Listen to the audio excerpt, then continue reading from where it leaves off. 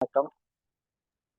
எல்லாருமே மேக்ஸிமம் மதியம் சாப்பிட்டுட்டு ஒரு தூக்கத்த போடக்கூடிய நேரத்துல நம்ம மீட்டிங் 2 மணிக்கு நடத்துறோம். அந்த மீட்டிங்ல வந்து நம்ம கலந்துக்கிட்டு நெறைய மக்கள் வந்து இன்னைக்கு பயனடைஞ்சுகிட்டு இருக்கிறாங்க. நெறைய நெட்வொர்க் மார்க்கெட்டிங் அண்ட் வந்து பார்த்தீங்கன்னா, நம்மளோட ஆர்சிஎம் சம்மந்தப்பட்ட விஷயங்கள் நெறைய தெரிஞ்சுக்கிறாங்க. இன்னைக்கு மெயினா நம்ம பேசக்கூடிய விஷயம் என்னன்னா, நெட்வொர்க் மார்க்கெட்டிங் இந்தியால எந்த அளவுக்கு சட்டப்பூர்வமாக்கப்பட்டிருக்கு அப்படிங்கிறத பார்க்கலாம்.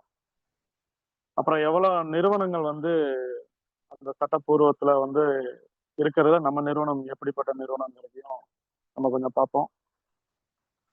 அப்புறம் எப்படி தொடர்ச்சியா நம்ம வந்து இந்த வணிகத்தை எடுத்துன்னு போறது, எப்படி இதுல வின் பண்றது, அதாவது கொஞ்சம் கொஞ்சமா ஸ்டெப் பை ஸ்டெப்பா எப்படி வின் பண்றதுங்கிறது கொஞ்சம் கொஞ்சமா நம்ம பார்ப்போம். முதல்ல எல்லாத்தையும் ஒரு சாரி நான் கேட்டுக்கிறேன். ஏன்னா நான் லேட்டா வந்ததுக்கு. நான் கொஞ்சம் டிராவல்ல இருந்தேன். சார் திடீர்னு நேத்து ஃபோன் பண்ணி இன்னைக்கு உங்க மீட்டிங் போட்டுடலாமா அப்படின்னாங்க. சரி சார் போட்டுருங்க அப்படின்னேன். இன்னைக்கு எனக்கு கொஞ்சம் சின்ன சின்ன வேலைகள். 2வது என்னோட ஒரு வண்டி ஃபால்ட் ஆனதுனால இன்னொரு வண்டியை தான் நான் ரெடி பண்ணியிருக்கேன் ஒரு வண்டி. அதனால கொஞ்சம் லேட்டு. அதனால எல்லாத்தையும் நான் சாரி கேட்டுக்கிறேன். நான் பேசுறது கேட்கல சார் தெளிவா? ஃபர்ஸ்ட் கிளாஸா கேக்குது சார்.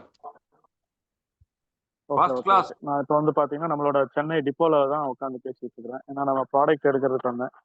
ஒரு 2 இடத்துக்கு பார்சல் போடணும். அது மட்டும் இல்லாம எனக்கு ஒரு 10,000 ரூபாய்க்கு ப்ராடக்ட் எடுக்கணும். அதனால இந்த மீட்டிங் முடிச்சுட்டு பொருள் எடுத்துன்னு போலான்ட்டு வந்திருக்கிறேன். நெட்வொர்க் மார்க்கெட்டிங் பார்த்தீங்கன்னா உங்களுக்கு சட்டப்பூர்வமா அப்படின்னு சொல்லி பார்த்தீங்கன்னா கண்டிப்பா இந்தியால வந்து எம்எல்எம் அண்ட் நெட்வொர்க் மார்க்கெட்டிங் இன்னைக்கு இந்தியா கவர்மெண்ட் வந்து கைட்லைன்ஸ் கொண்டு வந்தாச்சு.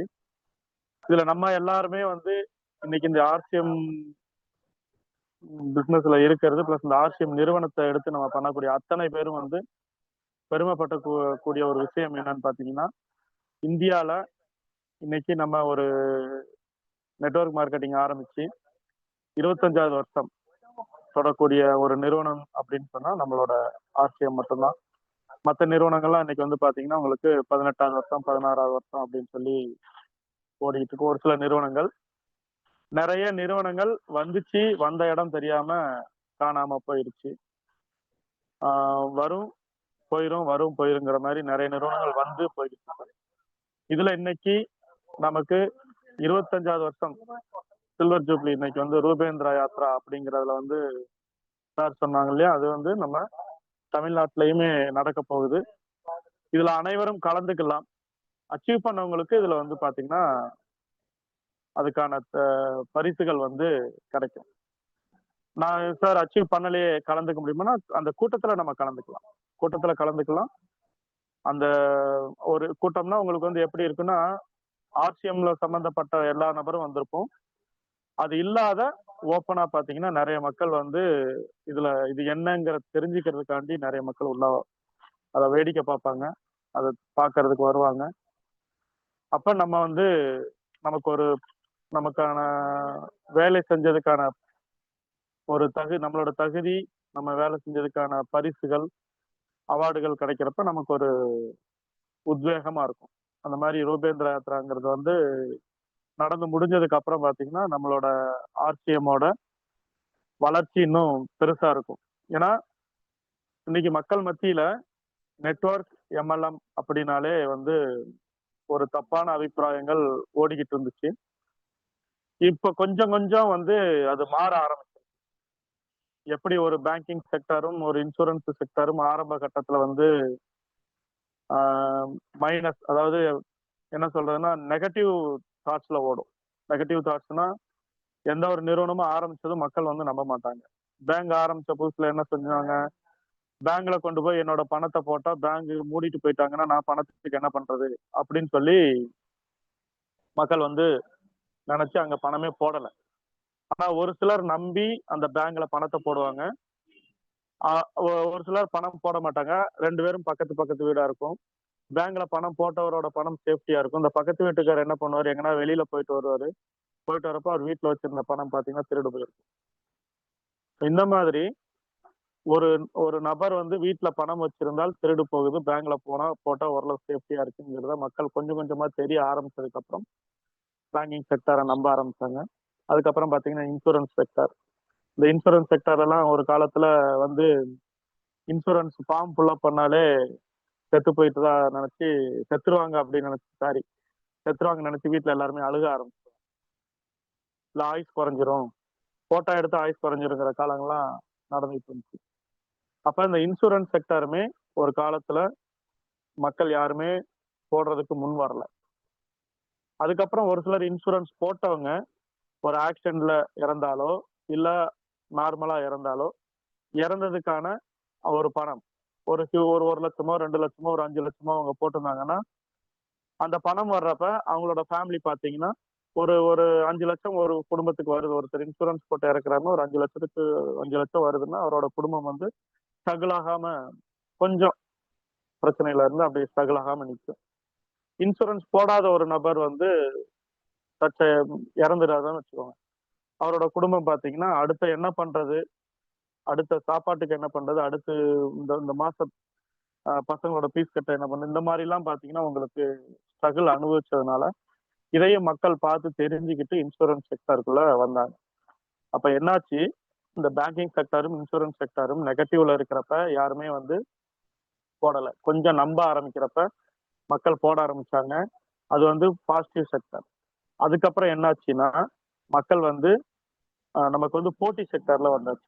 நெக்ஸ்ட் இன்சூரன்ஸும் பேங்கிங் வந்து இன்னைக்கு போட்டி செக்டர்ல வந்துச்சு. எப்படி அப்படின்னா இன்னைக்கு ஒரே ஒரு பேங்க் இருந்த இடத்துல இன்னைக்கு பேங்க்னு எடுத்துக்கிட்டீங்கன்னா எக்கச்சக்கமான நேம்ல பேங்க் வந்தாச்சு. ஸ்டேட் பேங்க்ங்கிறாங்க, இந்தியன் பேங்க்ங்கிறாங்க, இந்தியன் ஓவர்சீஸ்ங்கிறாங்க, லக்ஷ்மி விலாஸ்ங்கிறாங்க. இப்படி நீங்க எடுத்தீங்கன்னா கிட்டத்தட்ட அந்த பேங்கோட நேம் பாத்தீங்கன்னா எப்படி ஒரு 200-300 பேர்ல இன்னைக்கு வந்து பேங்க் இருக்குது. அப்ப எல்லாருமே தெருவுக்கு 2 பேங்க் இன்னைக்கு. ஒரு ஊருக்கு ஒரு டிஸ்ட்ரிக்ட் ஒரு பேங்க் இருந்து ஒரு ஏரியா 4 ஊர் 5 ஊருக்கு சேர்ந்து ஒரு இருந்த பேங்க் காலம் மாதிரி இன்னைக்கு மேக்சிமம் ஒரு 200-300 வீடு 500 வீடு இருந்துச்சுனாலே அந்த ஏரியால ஒரு பேங்க் வந்து இல்ல ஒரு சின்ன சின்ன ஒரு 2 ஊர் சேர்ந்து ஒரு பேங்க் வந்து தாராளமா வந்து. அப்ப என்னன்னா எல்லாருமே வந்து பேங்க்ல ஏன் பேங்க் வாங்க உங்க பேங்க் வாங்கன்னு பேங்குகள் வந்து மேனேஜர் கொண்டு இறங்கி போய் பிசினஸ் மேன்களை பார்த்து இன்னைக்கு வந்து பாத்தீங்கன்னா அக்கௌண்ட் ஓபன் பண்ணுங்க அப்படின்னு கேட்டு மார்க்கெட்டிங் பண்ணக்கூடிய காலங்கள் வந்தாச்சு. போட்டி இன்னைக்கு பேங்குக்குள்ள வந்து பாத்தீங்கன்னா ஒரு பேங்குக்கும் போட்டி உருவாகுது. தனியார் செக்டரும் பாத்தீங்கன்னா இந்த பேங்கிங் செக்டருக்குள்ள வந்தாச்சு. அப்ப இதுக்குன்னு ஒரு ரெகுலேஷன் வந்தாச்சு. இதுக்குன்னு ஒரு ரெகுலேஷன் இன்னைக்கு ஆர்பிஐ, ஆர்டிஐ இந்த மாதிரி நமக்கு வந்து பாத்தீங்கன்னா பேங்கிங் செக்டர் வந்து இந்த ரெகுலேஷன் வர்றப்ப இந்த ரெகுலேஷனுக்குள்ள வரப்ப கவர்மெண்டோட அப்ரூவல் இருக்கு. ஓகே, நம்ம பணம் போட்டாலும் நம்மளோட பணத்துக்கு நமக்கு வந்து ஒரு பாதுகாப்பு இருக்கு அப்படிங்கிற ஒரு செக்டருக்குள்ள வந்ததுனால மக்கள் இன்னைக்கு வந்து பாத்தீங்கன்னா ஃபுல் அண்ட் ஃபுல் பேங்கை தேடி போறாங்க. எல்லாமே பேங்கிங் செக்டர்ல தான் இன்னைக்கு பிசினஸ் பிளஸ் டிரான்சாக்சன் எல்லாமே நடந்துட்டு இருக்கு. அது எப்படி மாறி இருக்குன்னு பாருங்க. ஒரு 25 to 30 வருஷத்துக்குள்ள எந்த அளவுக்கு மாறி இருக்குது அப்படிங்கறத நம்ம வந்து பார்க்கணும். இன்னைக்கு போட்டிகள் வந்தாச்சு இல்லையா? ஒவ்வொருத்தரும் எனக்கு 2 பேங்க்ல அக்கௌண்ட் இருக்கு, 3 பேங்க்ல அக்கௌண்ட் இருக்குங்கிற லெவலுக்கு இன்னைக்கு அக்கௌண்ட் வச்சிருக்காங்க. அக்கௌண்டே வேண்டாம், பேங்க் ஓடி போயிருங்கிற காலம் போய் இன்னைக்கு அக்கௌண்ட் வச்சிருக்காங்க. அதே மாதிரி இன்சூரன்ஸும் அப்படிதான். இன்சூரன்ஸ் முதல்ல ஒரே ஒரு இன்சூரன்ஸ் நிறுவனம் உள்ள வர்றப்ப இன்சூரன்ஸ் வேண்டாம்னு சொல்ல நபர்கள் போய் இன்னைக்கு தனியார் செக்டரும் உள்ள வந்து அதுக்கு பாத்தீங்கன்னா நம்ம ஆர்பிஐ, ஆர்டி இந்த மாதிரி செக்டர் உள்ள அதுக்கான கண்காணிக்கும் ஒரு துறை உருவாக்கி அது கையில ஹேண்ட் ஓவர் பண்ணதுக்கு அப்புறம் ஒரு இன்சூரன்ஸ் கம்பெனி ஆரம்பிக்கணும், அதுக்கான ரூல்ஸ் அண்ட் ரெகுலேஷன் இருக்கு. ஒரு பேங்க் ஆரம்பிக்கணும், அதுக்கான ரூல்ஸ் அண்ட் ரெகுலேஷன் இருக்கு. அப்ப அந்த இன்சூரன்ஸ் ஆரம்பிக்கிறப்ப ஒரு அந்த ரூல்ஸோட ஆரம்பிக்கக்கூடிய நிறுவனங்கள் யாரும் ஏமாத்திட்டு போக முடியும். அப்படி ஏமாத்தினாலும் அதுக்கான பலன் வந்து அந்த இன்சூரன்ஸ் போட்டவங்களுக்கு கிடைக்கும். அப்ப அந்த இன்சூரன்ஸ் செக்டாரும் இன்னைக்கு உங்களுக்கு போட்டியில வந்தாச்சு. இன்னைக்கு எல்ஐசின்னு ஒரு நிறுவனம் மட்டும்தான் எல்லாருக்குமே இன்சூரன்ஸ்ல தெரியும். அதுக்கப்புறம் இன்னைக்கு கிட்டத்தட்ட பாத்தீங்கன்னா 23 இன்சூரன்ஸ் செக்டார் வந்து இந்தியாவுக்குள்ள இருக்கு. தனியார் நிறுவனங்கள் நம்ம கவர்மெண்ட் அண்டர்டேக்கிங்ல இருக்கு. அப்போ ஒவ்வொருத்தரும் அவங்கவுங்க அவங்கவுங்களுக்கு தகுந்த மாதிரி இன்சூரன்ஸ் பாலிசி கொடுக்குறாங்க. அப்ப போட்டி வந்தாச்சு. நான் இவ்வளவு தரேன், நீ இவ்வளவு தரேன் அப்படிங்கிற ரேஞ்சில் அவங்களுக்கு வந்து பாத்தீங்கன்னா போட்டிகள் வந்து இன்னைக்கு இன்சூரன்ஸ் செக்டர்ல போயிட்டு இருக்கு. இதே மாதிரி நம்மளோட நெட்வொர்க் செக்டரும் ஒரு கட்டத்துல வந்து நெகட்டிவ்ல போயிட்டு இருந்துச்சு. ஏன்னா அப்ப வந்து இதுக்கு சட்டதிட்டங்கள் கிடையாது. மக்கள் வந்து நெட்வொர்க்குன்னு வெளிநாட்டுல இருந்து இங்க நிறுவனம் வர்றப்ப 1996ல இந்தியாவுக்குள்ள நிறுவனம் வர்றப்ப இங்க வந்து பெருசா வந்து இத பத்தி மக்களுக்கு தெரியல. வெளிநாட்டு நிறுவனங்கள் வர்றப்ப பிளஸ் ஒரே ஒரு நிறுவனம் இந்திய நிறுவனம் இப்ப ஆரம்பிச்சாங்க. அந்த நிறுவனம் இன்னைக்கு பெருசா போய்கிட்டு இல்ல. ஆனா அந்த செக்டர்லாம் அந்த பிசினஸ்குள்ள எல்லாம் மக்கள் போய் பொருள்கள் வாங்கி பிசினஸ் பண்ண முடியல. நெட்வொர்க்னா ஒரு ஈஸியா இருக்கும் அப்படின்னு நினைச்சு உள்ள வந்த காலத்துல அந்த நிறுவனத்துல போய் பெருசா பிசினஸ் பண்ண முடியாம இது வேஸ்ட் அப்படிங்கிற சிஸ்டத்துக்குள்ள மக்கள் இருக்கிறப்ப இதுல என்னாச்சுன்னா நெட்வொர்க்குக்கு சரியான நிறுவனமும் நம்ம ஆர்சிஎம் மாதிரி கிட்டத்தட்ட பாத்தீங்கன்னா 2000ல ஆரம்பிச்ச நிறுவனங்கள் ஒரு சில நிறுவனங்கள் இருக்கு. அதுல நம்ம ஆர்சிஎம் தான் பெஸ்டா இன்னைக்கு போயிட்டு இருக்கிறாங்க. அப்ப அந்த கட்டத்துல நம்ம நிறுவனங்களுக்கு அதாவது இந்த செக்டருக்கு வந்து பாத்தீங்கன்னா நெட்வொர்க் மார்க்கெட்டிங் செக்டருக்கு சட்டங்கள் இல்லை. இந்த சட்டங்கள் இல்லாதனால அது என்ன நடந்துச்சு, நிறைய நிறுவனங்கள் போலி நிறுவனங்கள் வந்து உள்ள வந்தாச்சு. அப்ப போலி நிறுவனங்கள் உள்ள வர்றப்ப அந்த பூனை வளர்த்த கதை தான், தெனாலிராமன் பூனை வளர்த்த கதையா இந்த போலி நிறுவனங்கள்ல மக்கள் வந்து பாத்தீங்கன்னா பணத்தை கட்டி எல்லாமே நெட்வொர்க் மார்க்கெட்டிங் அப்படிங்கிற நினப்புல அதுல போய் எது நெட்வொர்க் மார்க்கெட்டிங் சரியான கம்பெனியை தேர்ந்தெடுக்க தெரியாமலும் பிளஸ் வந்து பாத்தீங்கன்னா அதிகமான ஆசைகள்னாலையும் உழைக்காம பணம் வேணும் அப்படிங்கிற ஒரு மக்களோட நினைப்புனாலையும் இது மக்கள் மேலேயும் நிறைய தப்புகள் இருக்கு. மக்கள் அதாவது நெட்வொர்க் கம்பெனி மட்டுமே வந்து நம்ம குறை சொல்லக்கூடாது. நெட்வொர்க் பண்ணக்கூடிய நபர் இதுல இன்க்ளூடிங் பிளஸ் மக்கள், நெட்வொர்க் கம்பெனி பிளஸ் இதுல நெட்வொர்க் பண்ணக்கூடிய ஒரு சில லீடர்கள் எல்லாருமே சேர்ந்துதான் இந்த நெட்வொர்க்ல வந்து மைனஸை உருவாக்குனது காரணம். ஏன்னா சீக்கிரமா அதிகமான ஈஸியா பணம் சம்பாதிச்சிடணும், உழைக்காம பணம் வரணும் அப்படிங்கக்கூடிய மக்களோட மென்டாலிட்டி பிளஸ் நிறுவனம் பாத்தீங்கன்னா ஒரு குறிப்பிட்ட பணம் வந்தது மூடிட்டு போகக்கூடிய நிறுவனங்கள் நிறைய இன்னைக்கு. அதே மாதிரி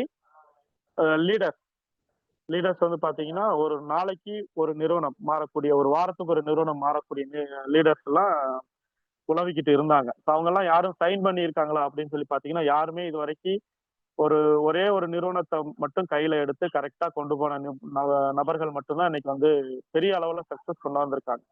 ஆனா ஒரு ஒரு மாசத்துக்கு ஒரு நிறுவனம், ஒரு வருஷத்துக்கு ஒரு நிறுவனம், வாரத்துக்கு ஒரு நிறுவனம் தாண்டி போய் ஏதாவது ஒரு நிறுவனம் வந்தா முதல்ல போய் நான் ஐடி போட்டாச்சுன்னா ஜெயிச்சிடலாம் அப்படின்னு சொல்லக்கூடிய மென்டாலிட்டியில எக்கச்சக்கமான லீடர்ஸ் வந்து இன்னைக்கு ஓடிக்கிட்டு இருக்கக்கூடிய நபர்கள்ல யாருமே பெரிய அளவுல சாதிச்சிருக்காங்களான்னு கேட்டீங்கன்னா கிடையாது.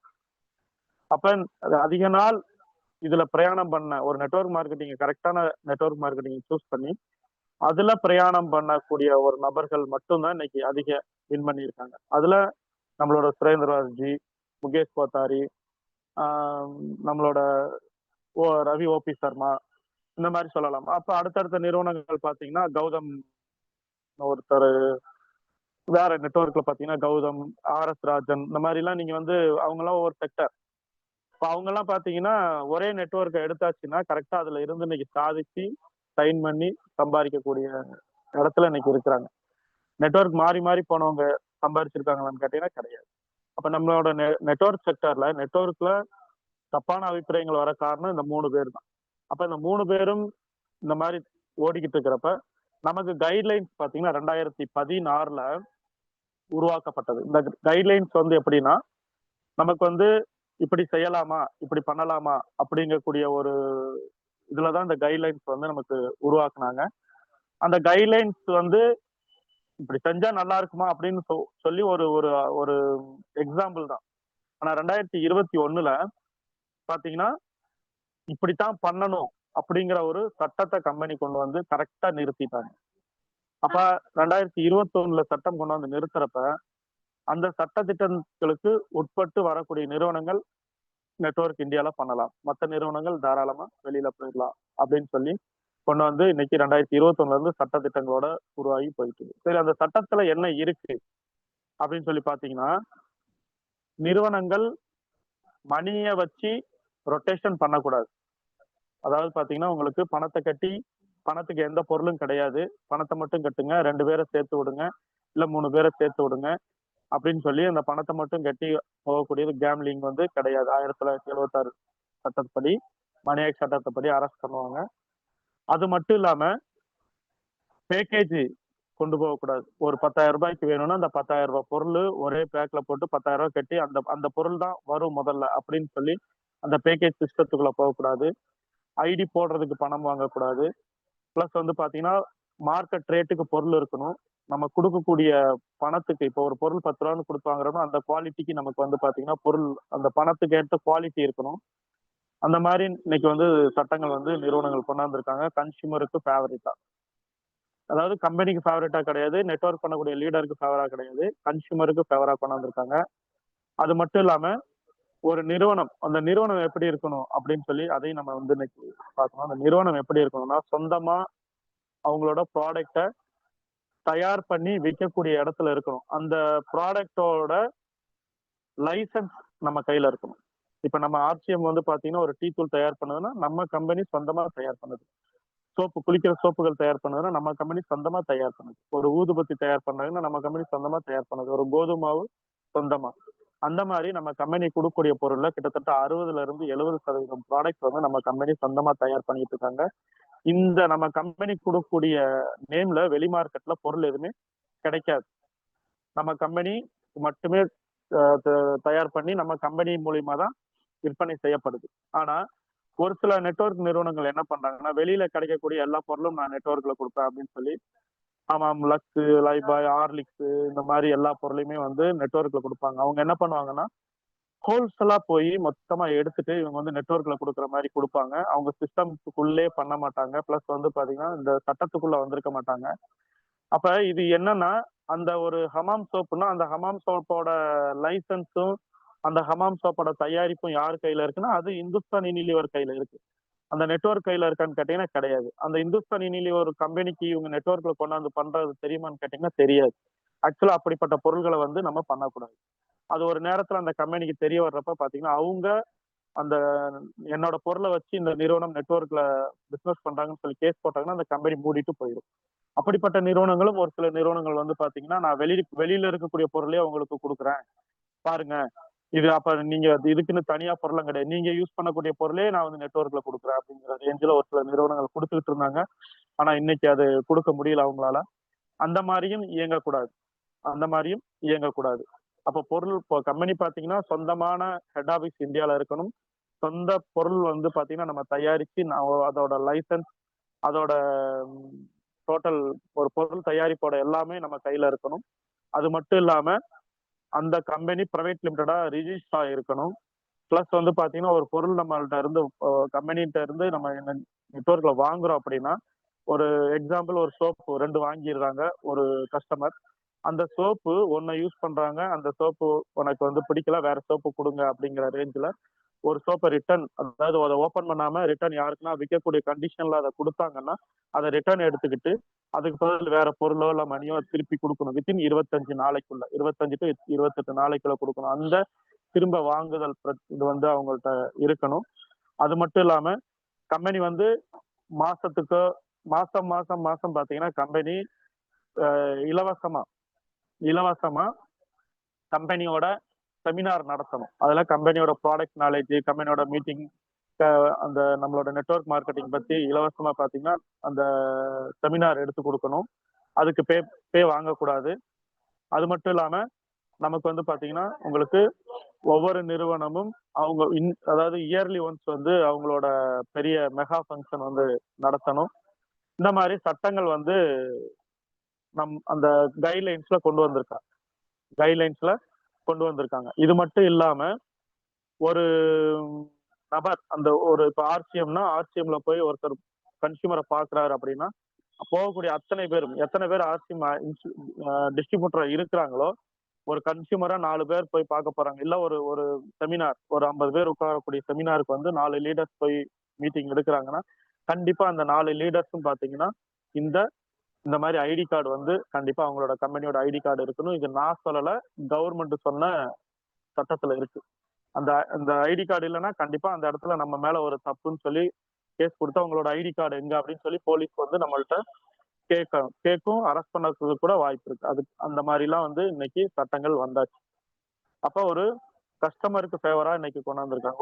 அதாவது இப்போ ஒரு ப்ராடக்ட் வந்து சரியில்லைன்னு நம்ம வந்து மெயில் பண்ணாலோ, இல்ல கம்பெனில சின்ன சின்ன பிரச்சனைகள் வந்து நடந்திருக்கு அப்படின்னு சொல்லி நம்ம மெயில் பண்ணாலோ, அதை எடுத்து விசாரிக்க வித்தின் 20 அதாவது 15 to 20, 25 நாளைக்குள்ள அதை விசாரிக்கணும். கம்பெனி வந்து பாத்தீங்கன்னா விசாரிச்சு அதுக்கு பதில் சொல்லணும், நமக்கு பதில் கொடுக்கணும். அதுக்கு ஒரு டிக்கெட் நம்பர், நம்ம ஒரு மெயில் போட்டோம்னா அதுக்கு ஒரு டிக்கெட் நம்பர் கம்பெனி அனுப்பும். அந்த மாதிரியும் பாத்தீங்கன்னா அந்த சட்டத்துல இன்னைக்கு கொண்டு வந்திருக்காங்க. அப்ப இது எல்லாமே இன்னைக்கு இந்தியால இருக்கக்கூடிய நிறுவனங்கள்ல எந்த நிறுவனத்தோட ஒத்து போகுது அப்படின்னு சொல்லி பாத்தீங்கன்னா நம்ம நிறுவனத்தோட ஒத்து போகுது. நம்மளோட நிறுவனம் ஆர்சிஎம் வேர்ல்டு இல்லையா, ஆர்சிஎம் கன்சூமர் ப்ராடக்ட் இல்லையா, வேர்ல்டு பிரைவேட் லிமிடெட்னு சொல்லி ரிஜிஸ்டர் ஆயிருக்கு. நம்ம கம்பெனியில இருக்கக்கூடிய பொருள்கள்ல கிட்டத்தட்ட பாத்தீங்கன்னா ஒரு 60 to 70% சொந்த தயாரிப்பு இது இருக்குது. லைசன்ஸ் எல்லாமே நம்ம கம்பெனியில கையில இருக்குது. யாருமே வந்து இந்த ப்ராடக்ட் நான் தரமாட்டேன் அப்படின்னு சொல்லி சொல்ல முடியாது. அதுக்கப்புறம் பாத்தீங்கன்னா 30 நாளைக்குள்ள ரிட்டர்ன் பாலிசி நம்ம கம்பெனியில இருக்குது. அப்புறம் பாத்தீங்கன்னா உங்களுக்கு ஒரு மெயில் போட்டோம்னா வித்தின் உங்களுக்கு வந்து ரிட்டர்ன் டிக்கெட் நம்பர் வருது. அதுக்கப்புறம் செமினார் மாசம் மாசம் எப்படி இருந்தாலும் ஒரு மாசத்துக்கு 4 செமினார் 5 செமினார் ஒவ்வொரு சண்டேவும் கிட்டத்தட்ட ஒவ்வொரு ஸ்டேட்லயும் எப்படியே ஒரு செமினார் 2 செமினார் வந்து நடந்துகிட்டே தான் இருக்குது. யூஎல்பிங்கிற ப்ரோக்ராம்ல வந்து கம்பெனியோட ப்ரோக்ராம் நம்ம வரக்கூடிய ஆகஸ்ட் 24 பாத்தீங்கன்னா நம்மளோட திருவள்ளூர்ல நடக்குது. இந்த மாதிரி அதுல உள்ள போறதுக்கு என்னன்னா ஒருத்தர் வந்து 1500 பிவி பண்ணியிருக்கணும். அதுக்கு ஒரு நபரை 2 நபரை கூட்டலாம். 5000 பிவி பண்ணியிருந்தாலும் அவங்க கூட 2 பேரை கூட்டலாம். அந்த மாதிரி சின்ன சின்ன டார்கெட் மட்டும்தான் உண்டே தவிர அந்த யூஎல்பி ப்ரோக்ராமுக்கு வர்றவங்களுக்கு உங்களுக்கு எந்த ஒரு பேமெண்ட்டும் கட்ட தேவையில்லை. ரெண்டாவது அங்க உள்ள போறப்ப நமக்கு வாட்டர் பாட்டில்ல இருந்து ஸ்நாக்ஸ்ல இருந்து கம்பெனியே ப்ரொவைட் பண்ணிடுறாங்க. அப்ப இந்த மாதிரி ஒரு 2-3 வருஷத்துக்கு முன்னாடி 2021க்கு முன்னாடி நடந்துச்சான்னு கேட்டீங்கன்னா இல்ல. இப்ப வந்து பாத்தீங்கன்னா கவர்மெண்டோட ரூல்ஸ் அண்ட் ரெகுலேஷன், அப்ப அந்த ரூல்ஸ்ல வந்து அடாப்ட் ஆயிருக்கா, நம்மளோட நிறுவனம் கரெக்டா இருக்கா அப்படின்னு சொல்லி பாத்தீங்கன்னா கண்டிப்பா நம்மளோட நிறுவனம் கரெக்டா பண்ணிக்கிட்டு இருக்காங்க. அது மட்டும் இல்லாம இந்த எஃப்டிஎஸ்சி சட்டம் 2013ல வந்து அனலைஸ் பண்ணி 2016ல கைட்லைன்ஸ் கொண்டு வந்து 2021ல சட்டமா உட்கார வைக்கிறதுக்கு மெயினான நிறுவனங்கள் என்ன அப்படின்னு சொல்லி பாத்தீங்கன்னா அதுல மெயினான 4 நிறுவனங்கள் இருக்கு. அதுல நம்ம நிறுவனம் பாத்தீங்கன்னா கண்டிப்பா ஃபவுண்டர் நிறுவனம், அதாவது ஃபாலோவிங் நிறுவனம் கிடையாது. அந்த சட்டத்தை உருவாக்குறதுக்கு மெயினா இருந்தது நிறுவனங்கள்ல நம்ம நிறுவனம் ஒண்ணு. ஃபவுண்டர் நிறுவனம்ங்கிறதுல அதை நிறுவியது நம்ம நிறுவனமும் ஒண்ணு. இப்ப இந்த மாதிரி இந்த சட்டத்துக்குள்ள உட்பட்டு நம்ம நிறுவனம் இருக்குது. அப்ப டோட்டல் பாத்தீங்கன்னா நமக்கு இன்னைக்கு எதிர்ப்பு, அதாவது நெகட்டிவ் செக்டார்ல இருந்து இன்னைக்கு பாசிட்டிவ் செக்டார்ல உள்ள வந்திருக்கு. எப்படின்னா இந்த இந்த நெட்வொர்க் இந்த என்ன சொல்றது இந்த ஜியோ வந்ததுக்கு அப்புறம் நம்ம ஒரு நாளைக்கு 1.5 GB 2 GB யூஸ் பண்ணலாம் அப்படிங்கிற காலம் வந்தாச்சு இல்லையா. அதனால மக்கள் என்ன பண்றாங்கன்னா நிறைய உள்ள போய் தேடுறாங்க. இன்னைக்கு நிறைய இப்ப நம்ம காமராஜ் சார் பேசுறப்ப கூட பாத்தீங்கன்னா கிரிப்டோ நிறைய கரன்சி நிறுவனங்கள்லாம் உள்ள வருது. ஆனா எக்கச்சக்கமான நிறுவனங்கள் வந்து வந்துட்டு காணாம போயிருக்கு இல்லையா.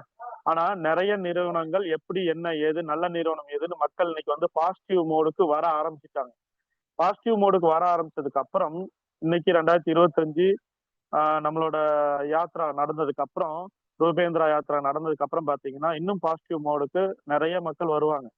2030ல எல்லாம் என்ன நடக்கும் அப்படின்னு சொல்லி பாத்தீங்கன்னா நல்ல நிறுவனம் எதுன்னு சொல்லி தேடுறது மட்டும் இல்லாம நல்ல நிறுவனத்துல நல்ல லீடர் யாரு, எந்த லீடர் கூட போனா நம்மளும் உழைச்சா அந்த லீடர் நமக்கு கூட இருந்து கடைசி வரைக்கும் ஹெல்ப் பண்ணி கொடுத்து நம்மளும் அவங்களும் சம்பாரிச்சு நம்மளையும் சம்பாதிக்க வைப்பாங்க அப்படிங்கிற ஒரு செக்டர்ல எந்த லீடர் இருக்காங்கன்னு சொல்லி தேடக்கூடிய நாட்கள் வந்து வெகு தொலைவில் இல்லை, நமக்கு கூடிய விரைவில் 2030க்குள்ள வரப்போகுது. அப்ப நம்ம எல்லாமே பாத்தீங்கன்னா இப்ப வந்து டீம் எடுக்கிறதுக்கு நமக்கு வந்து ஒரு சரியான நேரம். இதை தாண்டியாச்சுன்னா நமக்கு போட்டி காலம் வந்துடும். இப்ப எப்படி இன்சூரன்ஸ் கம்பெனியும் பேங்கிங் செக்டரும் போட்டியில இருக்கோ அதே மாதிரி நம்மளோட ஆர்சிஎம்க்கும் பாத்தீங்கன்னா நிறைய இடத்துல நம்ம போய் ப்ராடக்ட கொடுக்குறப்பயோ இல்ல போய் எங்கன்னா போய் நம்ம ஒரு ஹோம் மீட்டிங் வைக்கிறப்பயோ அந்த இடத்துல பாத்தீங்கன்னா ஆர்சிஎம் யூசர் இருப்பாங்க, இல்ல அங்க ஒரு ஆர்சிஎம் டிஸ்ட்ரிபியூட்டர் இருப்பாரு, ஒருத்தர் 2 பேர், அவங்க ஒரு 10 வீட்டுக்கு பொருள் கொடுத்துட்டு இருப்பாங்க, 10 கஸ்டமர் அங்க உருவாக்கி வச்சிருப்பாங்க. அங்க போய் நம்ம பேசுற பாத்தீங்கன்னா ஆல்ரெடி நான் யூஸ் பண்ணிருக்கேன், ஆல்ரெடி நான் ஐடி போட்டிருக்கேன், அப்படின்னு நம்ம புதுசா போற இடத்துல கூட கிடையாது. நம்மளோட சொந்தக்காரங்களை நம்ம பார்த்து சொல்லாம விட்டா அவங்க கூட பாத்தீங்கன்னா வேற டீம்ல ஜாயின் பண்றதுக்கு வாய்ப்புகள் நிறைய இருக்கு. அதனால நம்ம வந்து பாசிட்டிவ் செக்டார்ல இன்னைக்கு போய்கிட்டு இருக்கிறோம். இதுக்குள்ள இன்னைக்கு உள்ள வாங்க, இதுக்கு தனி செக்டார்னு பாத்தீங்கன்னா அது மட்டும் இல்லாம நம்மளோட நெட்வொர்க்ல இன்னொரு விஷயம் என்னன்னா, வெளி மார்க்கெட்டிங்ல அந்த கவர்மெண்ட் இதுக்கு எதுக்கு எதனால இந்த நெட்வொர்க் மார்க்கெட்டிங் அதிக முக்கியத்துவம் கொடுக்குறாங்க அப்படின்னு சொல்லி பாத்தீங்கன்னா, வெளி மார்க்கெட்ல தயார் பண்ணி விற்கக்கூடிய பொருள் கரெக்டா ஜிஎஸ்டி கட்டுறது இல்ல. பிளஸ் நிறைய நபர்கள் எக்கச்சக்கமான வருமானம் சம்பாதிக்கிறாங்க, யாருமே டாக்ஸ் பே பண்றது இல்ல, இன்கம் டாக்ஸ் பே பண்றது இல்ல. ஆனா நெட்வொர்க் மார்க்கெட்டிங்ல உள்ள வர்றப்ப கரெக்டான ஜிஎஸ்டி போயிருது. கரெக்டா, அதாவது அதையும் பார்ப்பாங்க. கரெக்டான ஜிஎஸ்டி கட்டி நமக்கு வந்து பாத்தீங்கன்னா நிறுவனம் இன்னைக்கு வந்து ரன் ஆகிக்கிட்டு இருக்குது. ஒண்ணு. ரெண்டாவது வந்து பாத்தீங்கன்னா உங்களுக்கு நமக்கு நம்ம சம்பாதிக்கக்கூடிய வருமானத்துக்கு டாக்ஸ் கண்டிப்பா வந்து பாத்தீங்கன்னா நமக்கு பிடிச்சுதான் இன்னைக்கு வந்து நமக்கு பேமெண்டே வந்துகிட்டு இருக்கு. அப்ப இது எல்லாமே நமக்கு கரெக்டா இயங்கிக்கிட்டு, அப்ப இது எல்லாமே இயங்கிக்கிட்டு இருக்கிறதுனால நம்மளோட நிறுவனம் எந்த இடத்துல இருக்குதுங்கிறத நம்ம வந்து தெரிஞ்சுக்கணும். சரிங்களா? இது இல்லாம இன்னைக்கு நம்ம எல்லாருமே என்ன பண்றோம், நெட்வொர்க்ல உள்ள வந்ததுமே நிறைய மக்கள் வந்து கரெக்டா அதை ஃபாலோ பண்றது கிடையாது. இப்ப நம்ம என்ன பண்றோம், நெட்வொர்க்ல உள்ள வந்தாச்சு, வந்ததுக்கு அப்புறம் ஒரு நபர் வந்து நெட்வொர்க்ல உள்ள வந்ததுக்கு அப்புறம் அவர் ஜெயிக்கணும்னு என்ன பண்ணணும்? இப்ப என்ன பண்ணணும்னா, அவங்களோட அப்ளைன், இப்ப நான் இருக்கிறேன்னா என்னோட அப்ளைன் இல்ல, நான் ஒரு நபரை கொண்டு வரேன்னா அந்த நபருக்கு முழுசா முதல்ல எல்லா பொருளுமே உபயோகப்படுத்துறதுக்கு சொல்லி கொடுக்கணும். அப்ப நான் முதல்ல 100% முதல்ல ப்ராடக்டை உபயோகப்படுத்தணும். நான் உபயோகப்படுத்துறத அவருக்கு சொல்லி கொடுக்கணும். இந்த பொருள் நல்லா இருக்கும், இந்த பொருள் நல்லா இருக்கும் சொல்லி கொடுக்கணும். இந்த மாதிரி zoom meeting, hall meeting, ULP ப்ரோக்ராம்க்கு கூப்பிட்டு வரணும். கூப்பிட்டு வந்தால் மட்டும்தான் அவருக்கு என்ன, அதாவது ஜூம் மீட்டிங்ல ஒரு 50 பேர் 100 பேரை பார்க்கலாம். ஒரு சின்ன ஹோம் மீட்டிங்ல ஒரு 20-30 பேரை பார்க்கலாம். ஒரு சின்னதா ஹால் மீட்டிங்ல ஒரு 50 பேரை அவ்வளவுதான் பார்க்க முடியும். ஆனா ஜூம்ல வந்து எண்ணிக்கையை தான் பார்க்கலாம். ஆனா பெரிய யூஎல்பி இந்த மாதிரி மெகா ப்ரோக்ராம் வர்றப்ப ஒரு 2000-3000 பேரை அவங்க பாக்குறப்ப அவங்களுக்கு புரியும், ஓ பெரிய நிறுவனமா இருக்கு, இப்ப இவ்வளவு பேர் வந்திருக்காங்க, இவ்வளவு நிறைய பேர் செய்யறாங்க, அப்ப நம்மளும் இதை செய்யலாம் அப்படிங்கிற ஒரு நம்பிக்கை அவங்களுக்கு பிறக்கும். அதனாலதான் பாத்தீங்கன்னா ஒரு நபரை வந்து மெகா மீட்டிங் கம்பல்சரி கூட்டு வந்து உட்கார்றப்ப அவங்களுக்கு எல்லாம் ஒரு ஸ்ட்ரைக் வரும். இப்ப நான்லாம் பாத்தீங்கன்னா இந்த நெட்வொர்க் வேற இன்னொரு நிறுவனம், அதாவது ஆர்சிஎம் வர்றதுக்கு முன்னாடி ஒரு நிறுவனம் நம்ம பண்ணிட்டு இருக்கிறப்ப அதுல நான் ஐடி போட்டுட்டு கிட்டத்தட்ட பாத்தீங்கன்னா ஒரு 2 வருஷமா எதுவுமே பெருசா வந்து நான் அக்செப்ட் பண்ணல. ஒரு மெகா ப்ரோக்ராம் 3000 பேர் உட்கார்ற மெகா ப்ரோக்ராமுக்கு என்னை அழுத்தம் பண்ணி கூட்டு போய் உட்கார வச்சாங்க. அதுக்கப்புறம் தான் நான் வந்து நெட்வொர்க்கு பெரிய அளவுல இன்கம் எடுக்கலாம் போல இருக்கு, இது சரியான செக்டர் தான் அப்படின்னு சொல்லி என்ன பண்ணேன்னா கொஞ்சமா அந்த கம்பெனில இறங்கி கத்துக்க ஆரம்பிச்சேன். அப்ப நெட்வொர்க் பிசினஸ் சரி, ஆனா நிறுவனம் கொடுக்கக்கூடிய பொருள் சரி கிடையாது, அந்த நிறுவனம் வந்து அவ்வளவு பெருசா ஒன்றும் ஒர்த்தபிள் இல்லைங்கிறத தெரிஞ்சுக்கிட்டேன். அப்ப அந்த பொருள் ஒர்த்தபிள் இல்ல, நிறுவனம் பெருசா அதுக்கான அக்செப்டிங் இல்லைங்கிறதுனால வெளியில வந்தாச்சு. அதுக்கப்புறம் கரெக்டான நிறுவனம் வந்தால் செய்யலாம் அப்படின்னு சொல்லி இருக்கிறப்பதான் நம்மளோட ஆர்சிஎம் வந்துச்சு. ஓகே சார், ஆர்சிஎம் வந்துச்சு, இந்த நெட்வொர்க்ஸ்ல வந்து கரெக்டான நெட்வொர்க்கு மக்கள் கையில கொண்டு போய் சேர்க்கக்கூடிய நிறுவனத்தை எப்படி நம்ம செலக்ட் பண்றது அப்படின்னு சொல்லி நம்ம பார்த்தோம்னா, முதல்ல கம்பெனியோட ப்ரொஃபைல் வந்து நம்ம கம்பல்சரி பார்க்கணும். இந்த கம்பெனி எத்தனை வருஷமா இருக்கிறாங்க, அவங்களோட விஷன் என்ன, அவங்க எதிர்காலத்துல என்ன பண்ண போறாங்க, ஆரம்பிக்கிறப்ப எப்படி இருந்தாங்க, ஆரம்பிச்சு அவங்க எத்தனை வருஷம் கடந்து வந்திருக்காங்க, இந்த இத்தனை வருஷத்துல அவங்களோட வளர்ச்சி என்ன, அவங்க ப்ராடக்ட் எவ்வளவு வச்சிருக்காங்க, அவங்க சொந்தமா தயார் பண்றாங்களா, வெளியில எல்லாமே வாங்கி ஸ்டிக்கர் மட்டும் ஒட்டி விற்கிறாங்களா, இது எல்லாமே பாத்தீங்கன்னா தெரிஞ்சுக்கிறது தான் கம்பெனியோட ப்ரொஃபைல் தெரிஞ்சுக்கணும். அதுக்கப்புறம் ப்ராடக்டை பத்தி கண்டிப்பா நம்ம தெரிஞ்சுக்கணும். கம்பெனி ப்ராடக்டை பத்தி ஏன் தெரிஞ்சுக்கணும்னா, இன்னைக்கு நிறைய நிறுவனத்துல என்ன பண்றாங்கன்னா, ஒரு 1.5 மாசத்துக்கு முன்னாடி ஒருத்தர் ஆர்சிஎம்ல ஜாயின் பண்ணி இருந்த ஒரு நபர், சார் நான் உங்களை அவர் வந்து வீட்டுக்கே பொருள் வந்து 2 மாசத்துக்கு ஒரு தடவை தான் வாங்குவாரு, இல்ல அது கூட வாங்க மாட்டார், நம்ம போன் பண்ணி சொல்லணும். திடீர்னு பாத்தீங்கன்னா அவரா ஃபோன் பண்றாரு. சார் நான் உங்களை பார்க்கணும் அப்படின்னாரு. எதுக்கு சார் பார்க்கணும்? உங்களுக்கு பொருள் வேணும்னா நான் தான் பியூசி காமிச்சு விட்டேன் இல்லையா, அந்த பியூசில போய் நீங்க பொருள் வாங்க போறீங்க, உங்களுக்கு பில் பண்ண போறாங்க. இல்ல இல்ல, நான் கண்டிப்பா உங்களை வந்து பார்க்கணும். சரி ஓகே அப்படின்னு சொல்லி ஒரு நாள் டைம் கொடுத்து போய் அங்க உட்கார்ந்தா அவர் சீக்கிரம் வந்துட்டார். சொல்லுங்க சார் ஏதோ பார்க்கணும்னு சொல்லி. இல்ல இல்ல, என்னோட ஃப்ரெண்ட் ஒருத்தர் வந்துட்டு இருக்காரு, அவரும் பாத்தீங்கன்னா உங்களை மாதிரி தான் நெட்வொர்க் பண்ணிட்டு இருக்காரு, அவரும் உங்களை பார்க்கணும்னு சொன்னாரு அப்படின்னு சொல்லி சொன்னார்.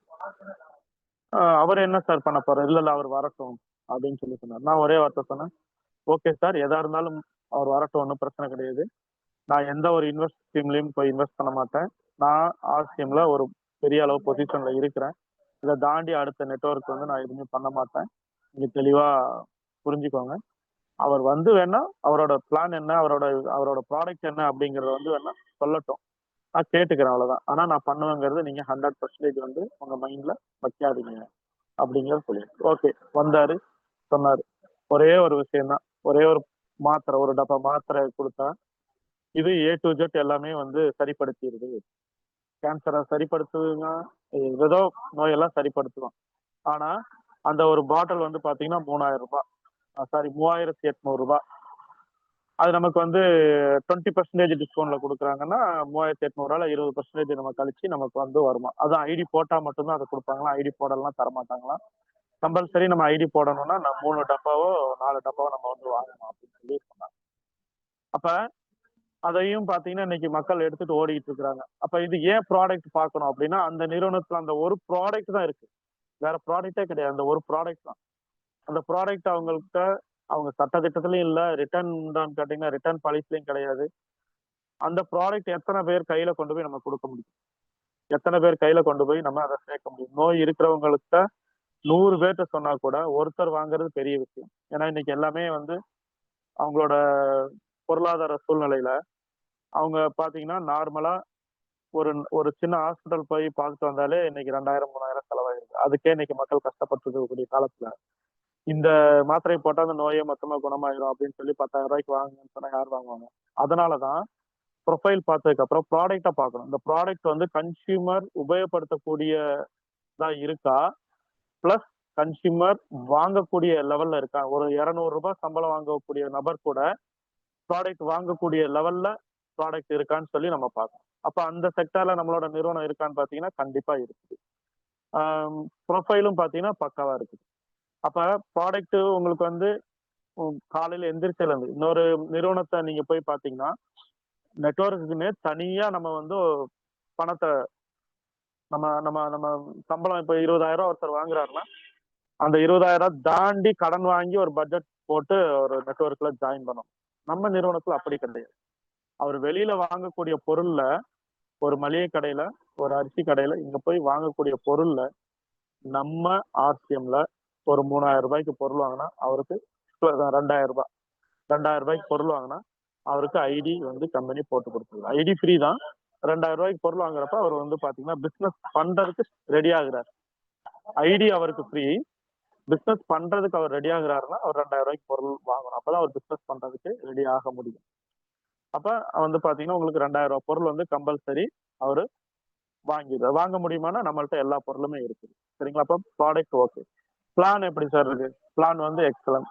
நம்ம ஆர்சிஎம் பொறுத்த வரைக்கும் பாத்தீங்கன்னா உங்களுக்கு பிளான்ல அதாவது உங்களுக்கு டாப்ல இருக்கக்கூடிய லீடர் தான் சம்பாதிச்சு போக முடியுமான்னா கிடையாது. யார் ஒருத்தர் அவரோட எஃபோர்ட் போட்டு பக்காவா ஒர்க் பண்றாரோ, பிளான் பண்ணி அவரோட ஒர்க்கை கொடுக்குறாரோ, அவர் அவரோட அப்ளைனை விட அதிகமான வருமானம் சம்பாதிக்கக்கூடிய வாய்ப்பு நம்ம ஆர்சிஎம்ல இருக்கு.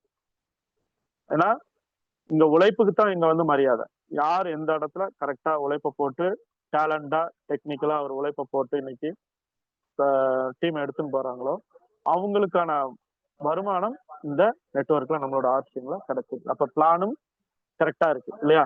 இப்ப பிளான் கரெக்டா இருக்கிறது மட்டும் இல்லாம பே அவுட் பாத்தீங்கன்னா உங்களுக்கு மேக்சிமம் 5 to 7ஆம் தேதிக்குள்ள எல்லாருக்குமே கம்பெனி பேமெண்ட்டை பக்காவா அவங்களோட அக்கௌண்ட்ல போட்டுருது. அந்த அக்கௌண்ட்ல போடுறதுல நிறைய கம்பெனிகள் என்ன பண்றாங்கன்னா டிடிஎஸ் கட் பண்ண மாட்டாங்க, சர்வீஸ் டாக்ஸ்ன்னு சொல்லி 10% கட் பண்ணும். 1000 ரூபா வாங்கினா 100 ரூபா சர்வீஸ் டாக்ஸ்ன்னு சொல்லி பாத்தீங்கன்னா கட் பண்ணிடுவாங்க. ஆனா நம்மளோட நிறுவனம் சர்வீஸ் டாக்ஸ்ங்கிறது இங்க கிடையவே கிடையாது. ஒன்லி டிடிஎஸ் மட்டும்தான். அதுவும் 5% பண்ணிக்கிட்டு இருந்தாங்க. இப்ப கவர்மெண்ட் வந்து பாத்தீங்கன்னா புதிய கொள்கை, வருமான வரி தாக்கம், இந்த புதிய கொள்கை வந்ததுக்கு அப்புறம் வெறும் 2% மட்டும் தான். 1,00,000 வாங்கினா 2,000 ரூபாய்.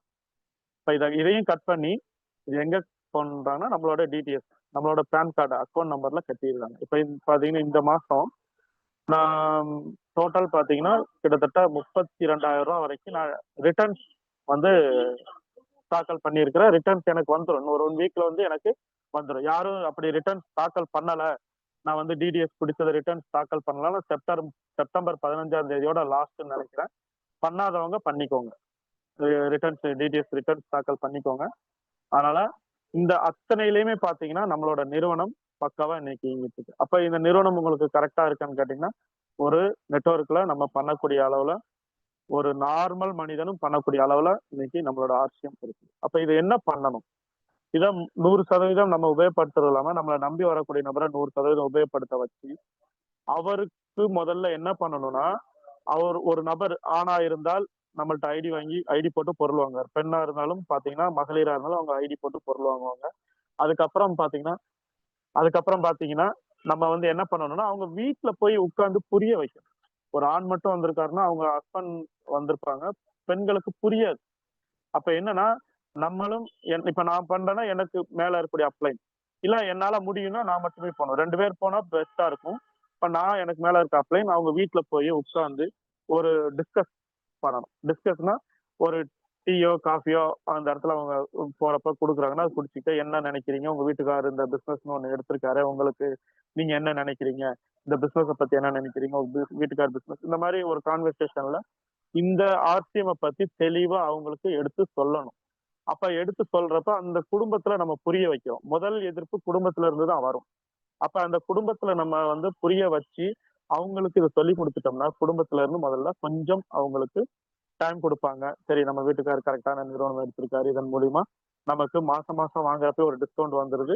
அந்த டிஸ்கவுண்ட் மட்டும் இல்லாம நமக்கு வந்து சின்ன சின்ன கமிஷன் வருது. இதுல நபர்கள் நம்ம வந்து உள்ள பிசினஸா நம்ம வந்து கொண்டு போறப்ப பெரிய அளவுல வருமானம் இருக்கலாம். சரி, நம்மளும் கூட இருந்து ஹெல்ப் பண்ணி கொடுக்கலாம்னு அவங்களும் முடிஞ்ச அளவு சொல்லி மக்கள்கிட்ட சொல்லி நமக்கான ஹெல்ப் பண்ணி கொடுப்பாங்க. சப்போஸ் நம்ம வந்து ஒரு இடத்துல வெளியில போறோம், வீட்டுக்கு வர்றதுக்கு லேட் ஆயிருச்சு, இந்த மாதிரி பிசினஸுக்கு போயிட்டு வரோம்னா கேள்விகள் இருக்காது. அப்ப என்னன்னா முதல்ல வீட்டுல போய் நம்ம உட்கார்ந்து அதை புரிய வைக்கணும். அதுக்கப்புறம் இந்த பொருள்கள்லாம் உபயோகப்படுத்த வச்சதுக்கு அப்புறம் அவங்க யார் யாருக்கெல்லாம் இந்த பொருளை கொண்டு போய் கொடுக்க போறாங்க, பிளஸ் யார் யாருக்கெல்லாம் இந்த பிசினஸ் வாய்ப்பு கொடுக்க போறாங்க அப்படிங்கிறது கேட்டகரி வைஸ் பிரிச்சு அவங்கள்ட்ட நேம் லிஸ்ட் எடுக்க சொல்லணும். அவங்கள்ட்ட இருக்கக்கூடிய ஃப்ரெண்ட்ஷிப் சர்க்கிள்ல குறைஞ்சது ஒவ்வொரு நபரும் பாத்தீங்கன்னா ஒரு 200 பேர் 300 பேர்ட்ட வந்து பழக்கங்கள் இருக்கும். அவங்க எல்லாமே ஃப்ரெண்ட்ஷிப் சர்க்கிள்ல இருப்பாங்க. அப்ப அந்த 200 300 பேர்ல கேட்டகரி வைஸ் வந்து நம்ம வந்து நேம் லிஸ்ட் எடுக்கணும். இப்ப ஒருத்தர் சென்னையில இருக்கு, இப்ப நான் பார்த்த நபர் சென்னையில இருக்காருன்னா உனக்கு பக்கத்துல சென்னையில பிசினஸ் பீப்புள் யாரு, அன்றாடம் வேலைக்கு போறக்கூடிய நபர்கள் யாரு, மாத சம்பளம் வாங்கக்கூடிய நபர்கள் யாரு, இந்த மாதிரி 3 கேட்டகரியா வந்து அவர் பக்கத்துல சென்னையை சுத்தி இருக்கக்கூடிய நபர்களை மட்டும் ஒரு நேம் லிஸ்ட் இருக்கு. அப்புறம் அவுட் ஆஃப் செஷன்னா இப்ப சென்னையை தாண்டி ஒரு விழுப்புரம், திருச்சி இந்த மாதிரி இருக்கக்கூடிய நபர்கள். அதுக்கப்புறம் பாத்தீங்கன்னா ரொம்ப லாங், கன்னியாகுமரியோ இல்ல பக்கத்து ஸ்டேட்டோ இந்த மாதிரி இருக்கக்கூடிய நபர்கள தனித்தனியா வந்து பாத்தீங்கன்னா நம்ம ஒரு டைரி கொடுத்து இது எல்லாருமே பேர்ல எழுதுங்க. அவங்க சொல்லுவாங்க எல்லாருமே என்னோட போன்ல இருக்காங்க இல்லையா, தனித்தனியா எழுதி வைக்கிறப்பதான் நம்ம அவர்கிட்ட வந்து கன்வர்சேஷன்ல உட்கார்ந்து இது யாரு என்ன ஏது அப்படின்னு சொல்லி கேட்டு இவரை எப்ப பார்க்கலாம், இவரு ஒரு பிசினஸ் மேன்னா அவர்கிட்ட எப்படி நம்ம டைம் வாங்குறது, ஒரு ஒரு ஒரு சாதாரணமா அன்றாட வேலைக்கு போறவங்க அவங்கள்ட்ட எப்படி நம்ம டைம் வாங்குறது, இல்ல எப்படி நம்ம மீட்டிங் அவங்களுக்கு இன்வைட் பண்றது, ஒரு பிசினஸ் பீப்புள் எப்படி நம்ம மீட்டிங்க்கு இன்வைட் பண்றது, ஒரு மாசத்துல சம்பளம் வாங்கக்கூடிய நபர்கள் அவருக்கு என்னைக்கு லீவ் இருக்கும் அதுக்கு தகுந்த மாதிரி அவர்கிட்ட நம்ம எப்படி பேசி இன்வைட் பண்றது, எப்படி முதல்ல அவங்களை யூசரா மாத்துறது, அந்த யூசரா மாத்தினதுக்கு அப்புறம் அவங்கள்ட்ட அவங்க பிசினஸ் பண்ணக்கூடிய ஒரு ஆப்ஷன் எப்படி. ஒரு சிலருக்கு வந்து பாத்தீங்கன்னா பிசினஸ் பண்ணணும், ஏதாவது ஒரு பிசினஸ் பண்ணா நல்லா இருக்கும்னு சொல்லி அவங்க ஃப்ரெண்ட்ஷிப் சர்க்கிள்ல பேசிட்டு இருப்பாங்க. ஆனா எந்த பிசினஸ் பண்றதுன்னு யாருக்குமே தெரியாது. ஏன்னா எல்லாமே பாத்தீங்கன்னா இன்னைக்கு படிச்சோம், டிகிரி முடிச்சோம், ஒரு கம்பெனில வேலைக்கு போனோம், அப்படியே ஓடிக்கிட்டு இருக்கோம். ஒரு கம்பெனி தாண்டி இன்னொரு கம்பெனி தாண்டி இன்னொரு கம்பெனின்னு போகுமே தவிர பிசினஸ்க்குள்ள வந்து பாத்தீங்கன்னா உங்களுக்கு ஒரு ஒரு அனுபவம் இருக்காது. அப்ப அவங்கள்ட்ட வந்து பாத்தீங்கன்னா நம்ம உட்கார்ந்து ஏதாவது அவங்கள்ட்ட பிசினஸ் ஒரு நம்மள்ட்ட ப்ராடக்ட் யூஸ் பண்ண அதாவது யூஸரா இருக்கக்கூடிய நபர்கள் ஏதாவது அவங்க பிசினஸ் பண்ண போறாங்களா, ஏதாவது அடுத்த கட்ட நடவடிக்கை, அதாவது வாழ்க்கையில முன்னேற்ற பொருளாதார சுதந்திரத்துக்கு அடுத்த கட்டத்துக்கு அவங்க போறதுக்கு ஏதாவது விரும்புறாங்களா அப்படின்னு சொல்லி நம்ம வந்து பேசணும். பேசுறப்பதான் நமக்கு வந்து தெரியும். இப்ப அந்த மாதிரி இருக்கக்கூடிய கேட்டகரி மக்கள்கிட்ட எப்படி பேசணும். இப்போ ஒரு பிசினஸ் பீப்புளா இருக்கிறாங்கன்னா அவங்கள்ட்ட டக்குன்னு நமக்கு கொஞ்சம் ஈஸியா வேலை முடியும். ஏன்னா இப்போ ஒரு பிசினஸ்ல இருக்கிறவங்க இன்னொரு பிசினஸ் பண்ணா நமக்கு நல்லா இருக்குமே, அப்ப அந்த பிசினஸ பத்தி என்ன நீங்க சொல்லுங்கன்னு சொல்லி டக்குன்னு வந்து அவங்க உட்காருவாங்க. ஆனா ஒரு வேலை செய்யக்கூடிய மக்களோ, இல்ல அன்றாடம் வேலை செஞ்சு சம்பளம் வாங்கக்கூடிய மக்களோ, சாதாரணமா வந்து டக்குன்னு நம்மள்ட்ட பிசினஸ்ல வந்து உள்ள உட்கார மாட்டாங்க. ஏன்னா அவங்க எல்லாமே வேலை, வேலை, வேலை. அதுதான் அவங்க மைண்ட்ல செட் ஆயிரும். அப்ப என்னன்னா, அவங்களுக்கு "உன்னாலயும் முடியும். நீயும் வந்து இத செய்ய முடியும்." அப்படின்னு கொஞ்சம் கொஞ்சமா தான் நம்ம கொண்டு போக முடியும். அப்ப என்னன்னா, நம்ம நெறைய மக்கள பார்க்கணும். நெறைய மக்கள பார்க்கணும். ஒரு நாளைக்கு ஒரு ஒரு ஒரு 30, 50 பேர்ட்டயாவது நம்ம வந்து ஃபோன் பேசிறணும். 50 பேர்ட்டயாவது பேசணும். புதுசா ஒரு 10, 20 பேர்ட்ட பேசணும். நம்ம டீம்ல இருக்கக்கூடியவங்கள்ட்ட 10, 20 பேர்ட்ட பேசணும். லீடர்ஸ்ட்ட ஒரு 10 பேர்ட்ட பேசணும். அப்ப புதுசு புதுசா இருக்கிறவங்கள்ட்ட குறைஞ்சது ஒரு 2 நிமிஷம், 3 நிமிஷம், 5 நிமிஷம் அவங்களுக்கு தகுந்த மாரி வந்து நம்ம டயத்த குடுத்து அவங்கள்ட்ட நம்ம பேசணும். அதாவது டக்குன்னு நம்ம பேசணும்னா, அதுக்காக ஃபுல்லா போய் உட்கார்ந்து அரசியல் பேசிட்டு உட்கார்ந்துறக்கூடாது. போனோமா, நலம் விசாரிச்சோமா, அதுக்கப்புறம் எப்படி, என்ன, ஏது, எப்படி போயிட்டு இருக்கு அப்படின்னு சொல்லி டக்குன்னு அவங்களுக்கு ஒரு 3 நிமிஷத்துக்குள்ள நம்ம பேசி முடிச்சு வந்துரணும். ஒரு ஒரு சில இடத்துல நெறைய விஷயங்கள் நம்ம வந்து ஃபோன்லயே பேசிட்டோம்னா, டோட்டலா அதுக்கப்புறம் அவங்க ஃபோனையும் எடுக்க மாட்டாங்க. நம்ம உள்ளயே வரமாட்டாங்க. இப்ப யார்ட்ட என்ன மென்டாலிட்டி இருக்குங்கிறத 2, 3 நிமிஷத்துல நம்ம அப்சர்வேஷன் பண்ணி, லிமிட்டா பேசி, லிமிட்டா நம்ம வந்து வந்து நம்ம எடுக்கணும். நேம் லிஸ்ட் எடுத்து யூசரா நபர்கள் மாத்தி, யூசரா நம்ம வந்து பாத்தீங்கன்னா பிசினஸ் மேனா மாத்தி, அந்த பிசினஸ் மேனுக்கு எப்படி டீம டெவலப் பண்றது, அந்த டீம எப்படி கட்டமைக்கிறது, அந்த மாதிரி நம்ம வந்து பாத்தீங்கன்னா ஃபுல் அண்ட் ஃபுல் கூட இருந்து சொல்லிக் குடுக்கணும். அது மட்டும் இல்லாம, ஒரு லீடர் வந்து நல்லா ஒண்ணு புரிஞ்சுக்கணும். ஒரு இடத்துல வந்து நம்ம ஒர்க்குக்கு போறோம். இப்ப இப்ப எக்ஸாம்பிள் வந்து நான் இருக்கிறேன் வச்சுக்கோங்களேன். ஒரு இடத்துல நான் ஒர்க் போறேன். அந்த இடத்துல ஒர்க் போறேன்னா, ஒரு விஷயம் நம்ம சொல்லி தர்றோம். அங்க இருக்கக்கூடிய சின்ன சில லீடர்ஸ்ட்ட.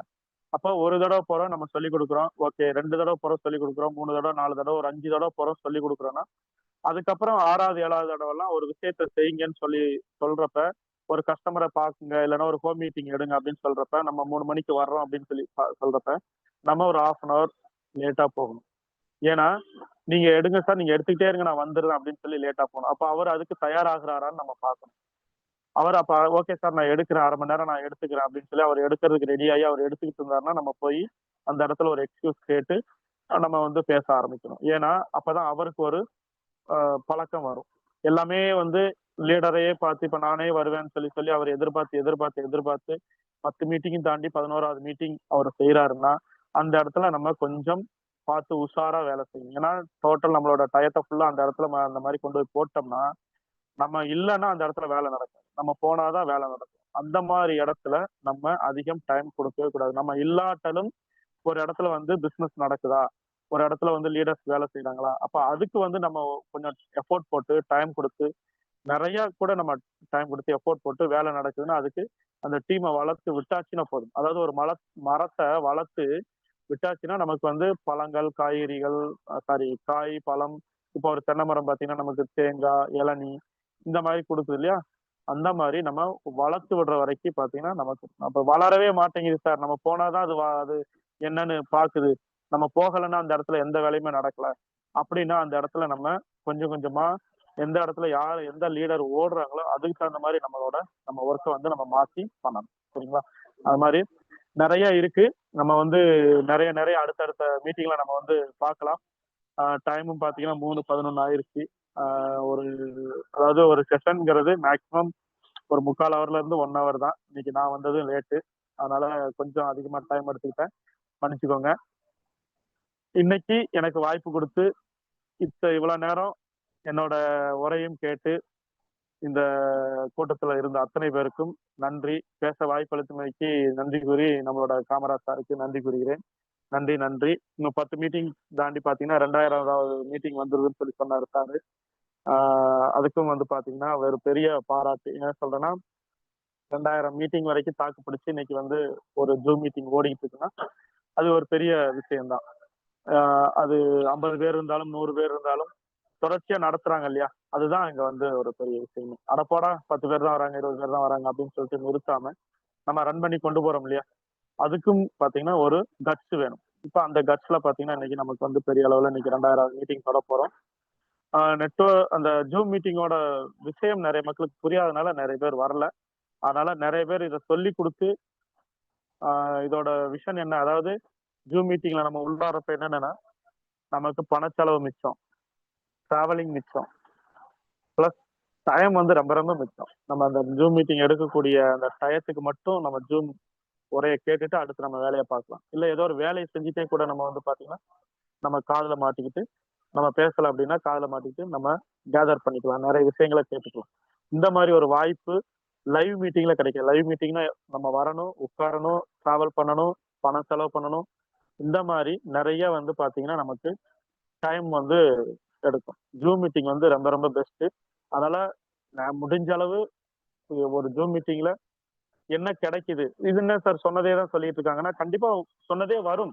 ஒரு 20 பாயிண்ட் சொல்றாங்கன்னா 10 பாயிண்ட் சொன்னது இருக்கும், 10 பாயிண்ட் புதுசா இருக்கும். ஒரு 15 பாயிண்ட் சொல்றாங்கன்னா 10 பாயிண்ட் பழசா இருக்கலாம், 5 பாயிண்ட் புதுசா இருக்கலாம். அப்ப அன்னைக்கு அந்த 5 பாயிண்ட் நமக்கு புதுசா கிடைக்கும்.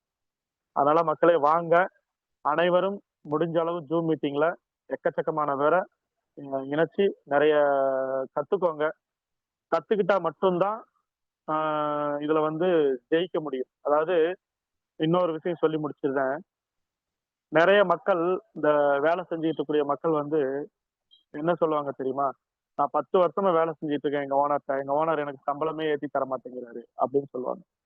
ஒரு சிலர் நான் 20 வருஷமா வேலை செஞ்சுட்டு இருக்கேன், எனக்கு சம்பளமே ஏத்தி தர மாட்டேங்கிறாரு அப்படின்னு சொல்லுவாங்க. ஆனா ஒரு சிலருக்கு மட்டும் வந்த 2வது வருஷம் 3வது வருஷத்துல பாத்தீங்கன்னா சம்பளம் அதிகமாகும் ஒரு சில நிறுவனத்துல.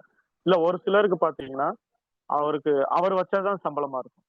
அப்ப இதுல என்ன ஒரு வித்தியாசம் அப்படின்னு சொல்லி நம்ம தெரிஞ்சுக்கணும்னா, அதாவது நான் செய்யக்கூடிய இந்த வேலையை 10,000 பேர் செய்யறதுக்கு ரெடியா இருக்கிறாங்க அப்படின்னா ஓனர் எனக்கு சம்பளம் அதிகமா தரமாட்டாங்க. ஏன்னா நான் 15,000 சம்பளம் வாங்கிட்டு இருக்கேன்னா எனக்கு 18,000 கொடுக்கறதுக்கு பதில் இன்னும் 2 பேரை தூக்கி போட்டு என்ன வெளியில தூக்கிட்டு 10,000 20,000 சம்பளத்துக்கு எக்ஸ்ட்ரா 2,000 ஆகும்.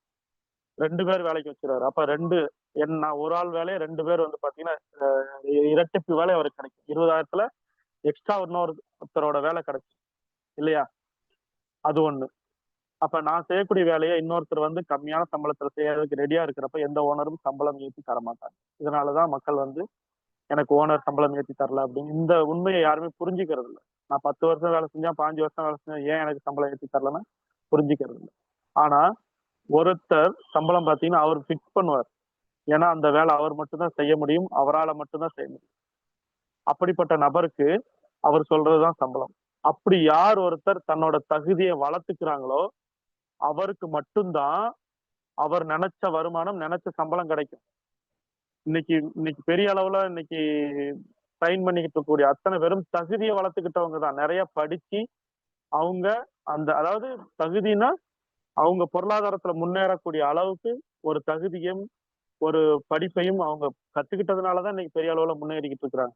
எதுவுமே தெரியாம எனக்கு கிடைக்கலன்னு சொல்லி கடவுளையும் ஓனரையும் மக்களையும் இந்த சமுதாயத்தையும் பாத்தீங்கன்னா நம்ம குறை சொல்லிக்கிட்டே உட்கார்ந்துட்டு இருந்தோம்னா கடைசி வரைக்கும் குறை சொல்லிக்கிட்டே உட்கார்ந்துருக்க வேண்டியதான். அதனால நம்ம நெட்வொர்க்ல ஜெயிக்கணும்னா நிறைய விஷயங்கள் கத்துக்கலாம். வாங்க, நன்றி, வணக்கம், ஜெய் ஆசியா.